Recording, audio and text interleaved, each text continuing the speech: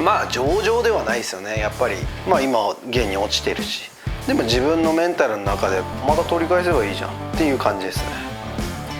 自分は攻めでいきますから、守りに入んないですから。だってもうこのオファー受けてる時点で守りに入ってないじゃないですか。どうですか、キスさん。これまたテーピング持ってた。今回はもう一緒に戦ってる感じだったんです。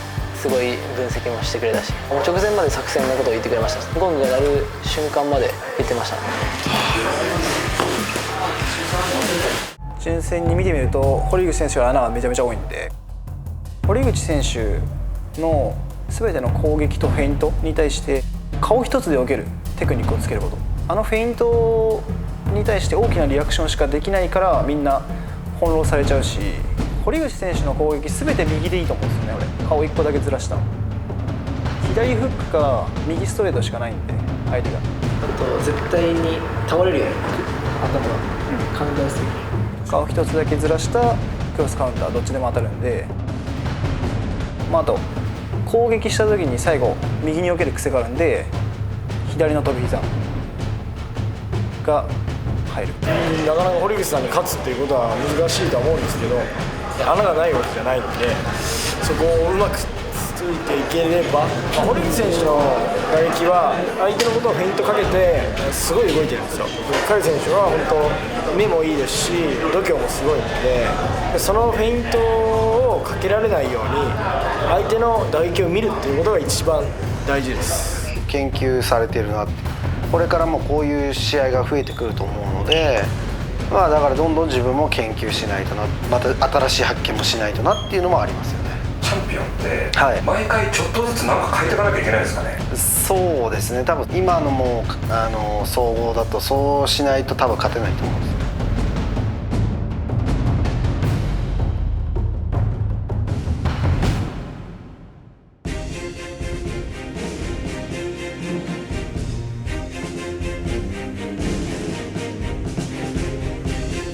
とにかく琴谷選手とやりたかったんで、勝ちたかったんで、楽しみな方が多かったです、自分の中では。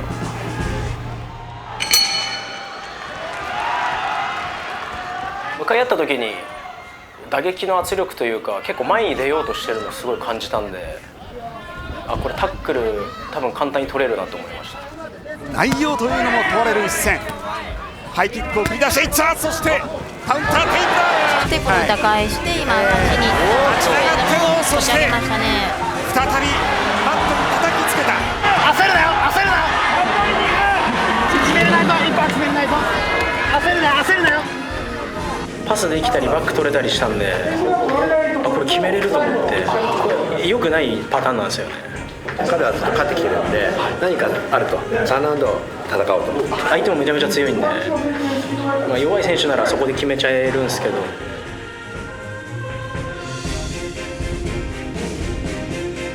自分も望んだし、でもすげえ湧いてる湧いてると思ってちょっと気持ちよくなっちゃったのもあったかもしれないですね。ガードも若干下がってきた。さあ元谷がパンチで押し寄せる。パンチだ。さあここはボクシングでの勝負。そしてテイクダウン。でも映像で見ると結構意外にもらってんなと思って、大丈夫だったんですけど、おでこでただ受けてたんで痛いだけだったんです。締め技決まるか。いけるか。いやガードに大木久保がここはなんとここで終了の間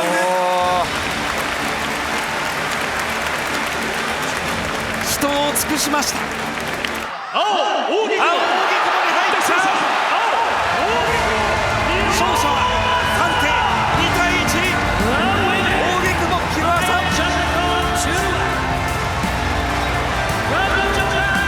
次ウルカ選手と石渡選手、勝った方と、やらせてください。よろしくお願いします。これからも試合が見れるっていうのは期待して。頑張ります。頑張ります。なんで全然なんか観客の声に押されて頑張りました。声でちょっとラッシュできました。悔しいっす。まあでも、悔しいですけど本当実力なんで、これが実力なんで本当認めてまた強くなるしかないです。やります。いやど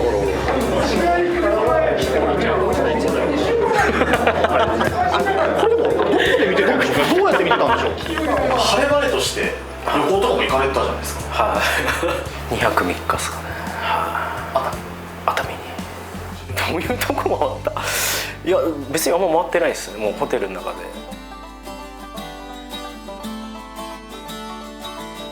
今年の夏はいい夏でしたね。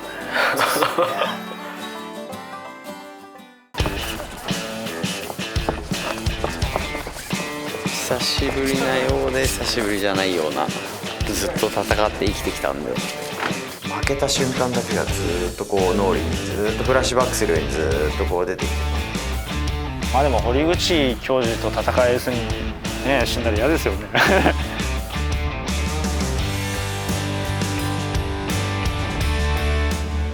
相手のその先に堀口教授を見据えての戦いです。ある種夢のカードですよね。それぞれ得意のバックボーンがあります。前が突っ込んでいくのは佐々木ウルカ、少し引いた形の石渡。道の長さを生かして当てていってますね。石渡はその後のリーチは警戒しているとは言ってはいました。距離が合わなかったですね。合わないから何をするっていうのが抜けちゃって、合わねえって思っちゃって。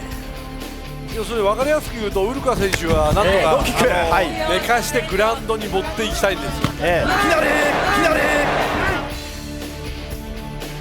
バキみたいな感触あったんで、体の力も抜けたんで、効いてるなと。でセコンド帰ってきた時も、この時セコンドが絶対目怪我してるぞっていう。こ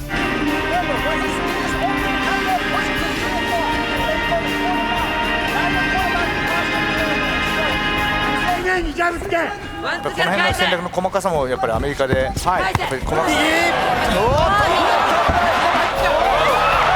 1ラウンドでもう振りまくって当たんなかったんで、何か捨てないと当たらないなっていうことで、多分左に今意識あったと思うんですよ。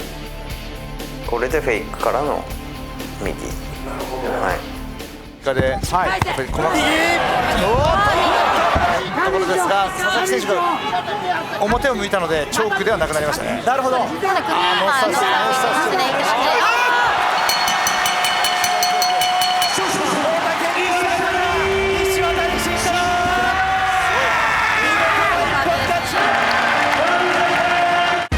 体の力が抜けてたのがだんだん力が入ってくるようになったんで、サブミッションを狙いに切り替えました。隠れた得意技です。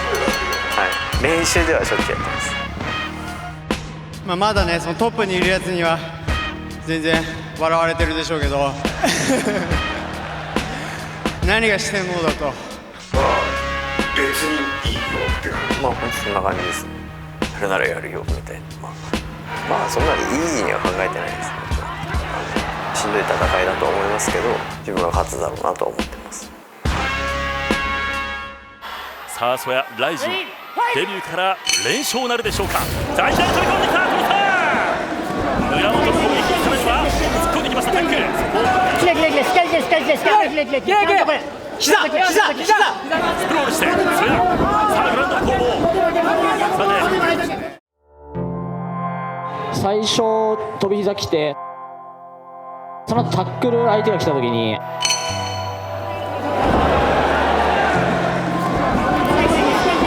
足が残っちゃって、この捻挫のような形になってしまって、でちょっと痛めて、そこからちょっと焦りましたね。やっぱりその痛めたことによって自分がやろうと思ってた戦い方ができなくなってしまったので。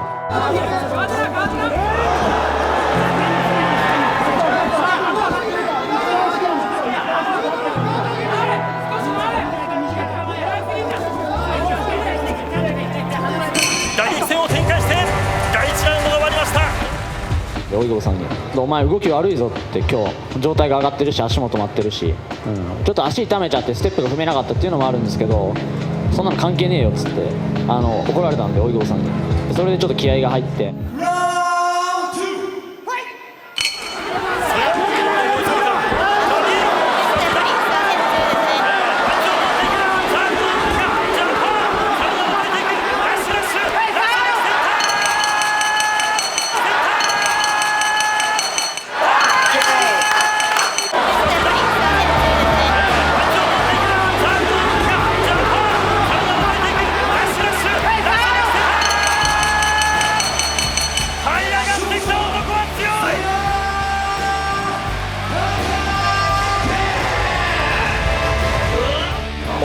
から練習してもっともっと今伸びしろあるんでどんどん強くなってくるんでもっともっと上の選手少しずつ当ててほしい気持ちは私の中ではあります。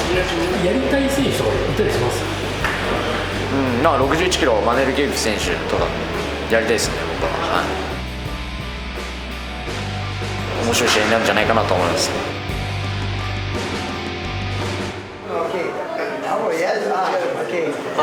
けたのか。全然覚えてない。入場したことも覚えてないです。まあよくしょうがないよくあるよ。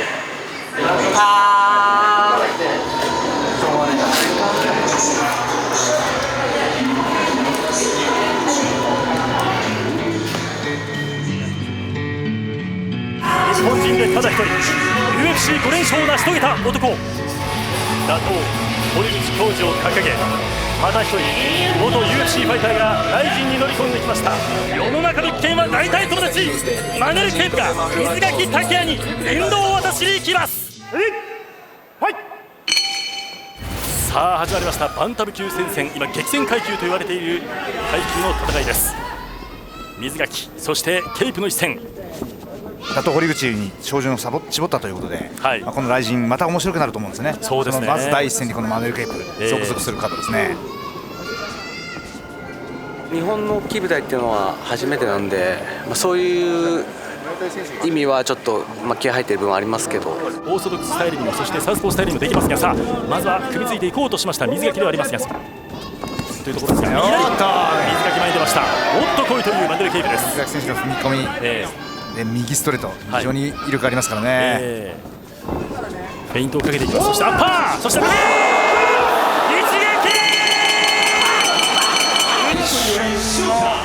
隙をついてケープの内田が炸裂しましたね。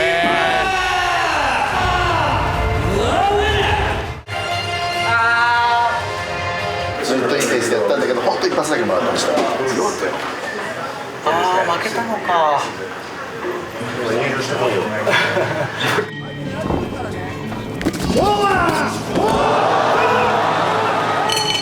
Sem dúvidas, já é a segunda vez que eu tenho a melhor performance.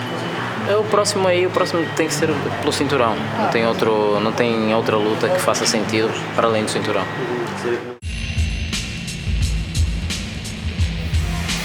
アメリカだけにとどまらず、日本国内のさまざまなプロモーションを渡り歩いてきたバンタム級の猛者がついにこの夏ライジンのリングに登場です。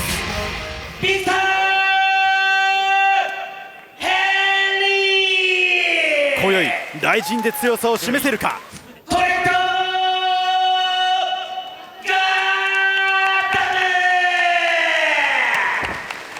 いやー、中井さん、バンタム級にまたこのヘンリーというつわものがライジンやってきましたね。そうですね、現在のディープバンタム級チャンピオンですね。キャッチレスリングといいますと師匠コーチ、ジョシュ・バーネットのそのね直伝というものがありますからね。さあここから右からのビクター・ヘンリー。ナイスビクター、ビューティフル。コーナー際のところでの攻防になっています。さあまた立ち上がることでヘンリーが今度は下から抱え込むガーダム。 Get him off your neck, Vic. Good. Get him to the floor. Come on, push his head to the floor. Take his post apart. Good. Pass. Pass, Victor. Pass, Victor. Base. Hey. Settle. Settle. Pin his hand. Everything is there, Vic. His fight is over if you do this right. Let's go. Yep. Keep hustling. Lock it up. Lock it up. Lock it up, Vic. Yep, get it just as deep as you can. Pull the elbow. Yep, elbow the head, elbow. Pull his elbow. Good, squeeze. Good, yep, you're going the right way. Yep, he's done it! 一本勝ち。三角締めの一本は珍しい。三角締め前からかける三角締めの、後ろからかけてるパンですね。ですから後ろからかける三角締め、後ろ三角締めというわけですね。I like to call it the Funaki triangle. Funaki used to do it in UWF, Shinsei UWF.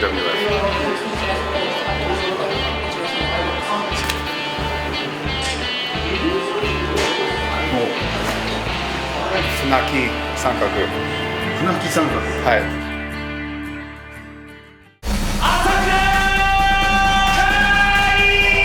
今格闘技界でホットな兄弟の弟朝倉海がついに目標実現。地元名古屋でとびっきりのジャイアントキリングを狙います。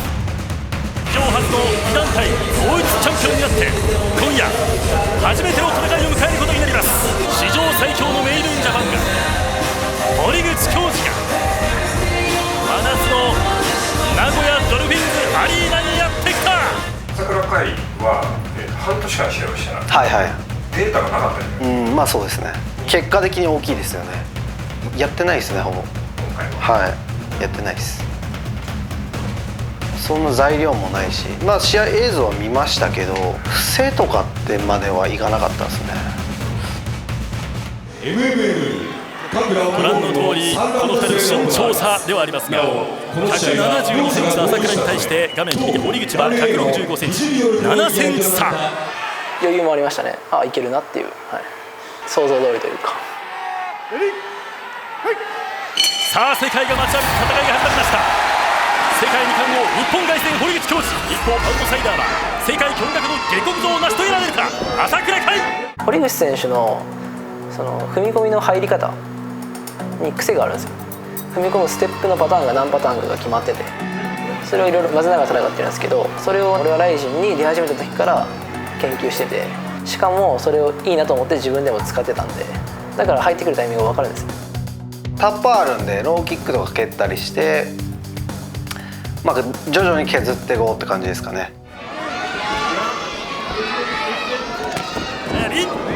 頭を下げて右を振っていきました。堀口、距離を潰していきます。堀口さんのパンチ勝ってたと思うんですけど、全然見ながら受けてたんで全然聞いてもなかったし、全然想定内だなという感じで全然なんとも思ってなかったですね。フェイントをされることに感謝と思いました。堀口選手のフェイントに最小限のフェイントで返し続けたことがこう堀口選手を焦らせた。いや全然そうなんだっていう感じですね。慌てても何にもないですね。早くもですね、朝倉ちょっと鼻のあたりから出血が見られるんですけれどね、ちょっと角度に見えにくかったんですよ、パンチが。そうですね、富澤。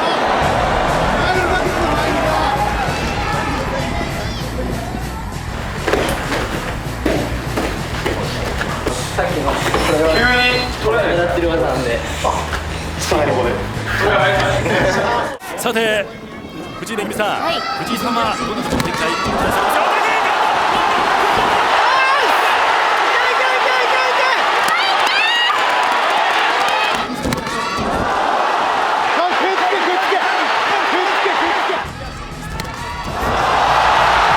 堀口選手の右のストレートに対して右のクロスカウンターを当てる。堀口選手ってすごい踏み込みが速いじゃないですか。その分こっちの攻撃もすごい交通事故みたいに強くなるんですよ。マネル・ケープと試合した時にバッティングで1回倒れたなかったじゃないですか。あれってマネル・ケープ別に動いてないのにぶつかっただけの衝撃ですごい効いてたじゃないですか。あれを見てあんまり強く思いっきり振らなくても置くだけでいいなと思って、最小限にコンパクトに、さらに右打つ瞬間に顔が左に倒れるんで、だからあえてちょっと右側に合わせる。だからここですよね、このカウンター。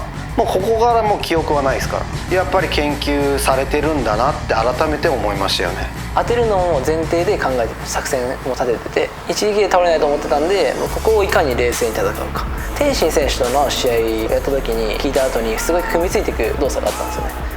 まず組みつかせないために膝を使う。もしタックルに来たら顔面に入る。組みついてきたらボディに入る。藤井さんはどの展開。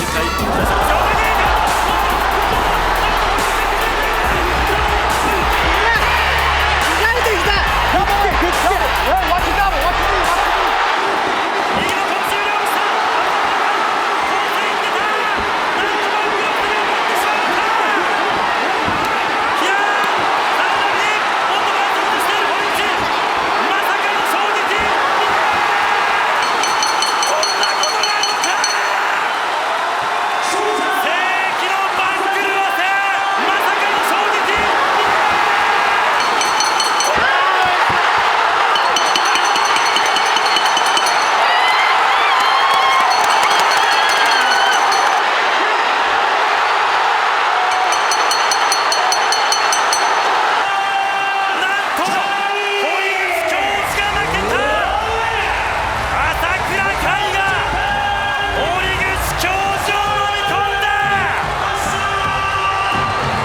勝てないって言った人多かったけど、そんなことなかったでしょ。挑戦することの大切さをたくさんの人にこの試合で伝えたかったです。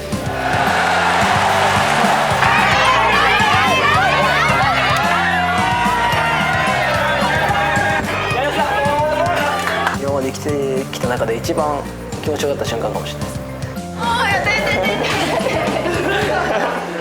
試合できなかった時間が長くてすごい辛い思いしてたので、その思いを全部今日ぶつけたと思います。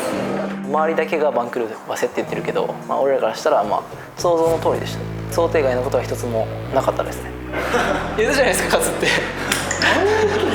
信じてなかったですね。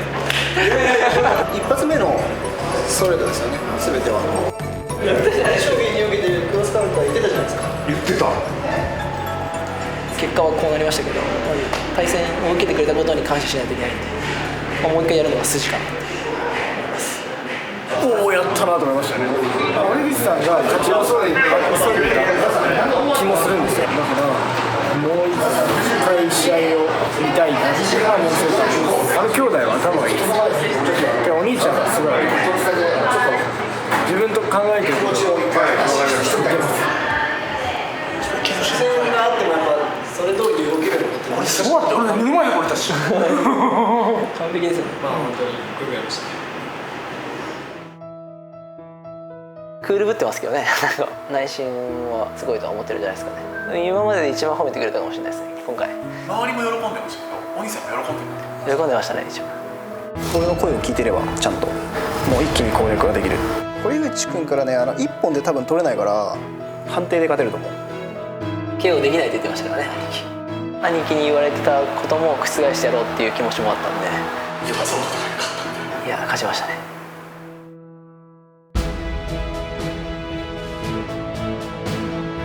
正直言うと切なかったんですけどね。なんかあんなやられ方しちゃって、ああいう顔を僕がさしたかったんで悔しかったっす。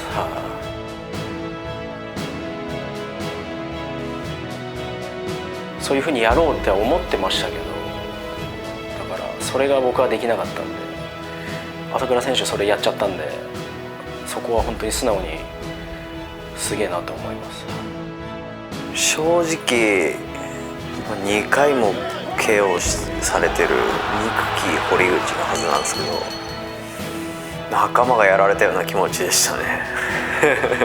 なんか自分でもこんな気持ちになるんだと思って驚きました。じゃあバンタム級してるのに、みたいないいかちょっと見たって言ったらそれは分かんない。それは分かんないですね。ただ石渡元谷に今すぐ勝てるとは思わないですっつって。逆にそこまで見られてることが怖いですね。賢いですね、本当に。まあでも今甲斐選手が上にはいるっていうのはもう素直に認めます。はい。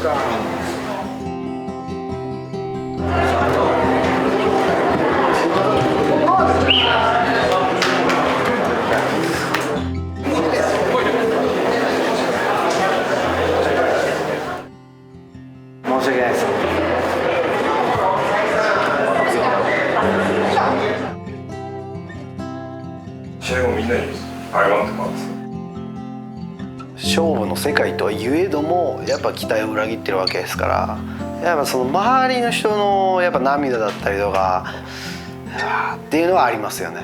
ファンの方とかも泣いたと思うんですけど、そこだけはごめんっていうはい。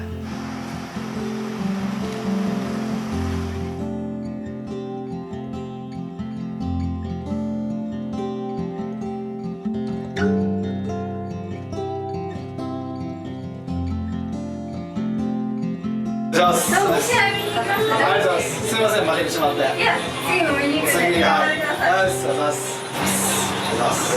かないでください。泣かないでください。泣かないでください。ありがとうありがとう。俺もまた次頑張るから。もうファンのイベントとかいろいろあってすごい力ももらうし、今自分が格闘技をやってる力になってるんじゃないかなと思いますね。